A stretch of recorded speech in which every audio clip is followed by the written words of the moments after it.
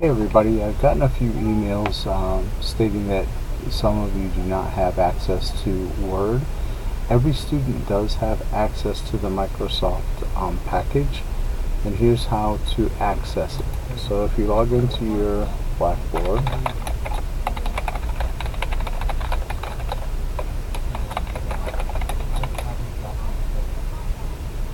and then if you look here where it says emails, portal, library links, it should say student email for you.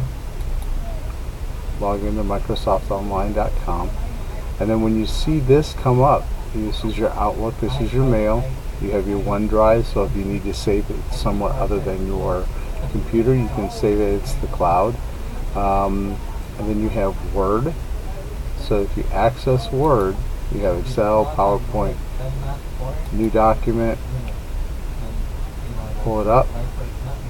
You can copy and paste whatever you have now into this, or start your document from scratch.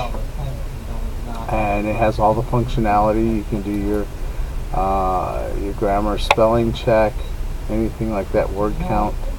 You can set up your margins, everything else, and then you save it either to your computer or to the cloud, and then upload it for your assignment if that's what you need. So everybody has access, and that's how you access it. Thanks.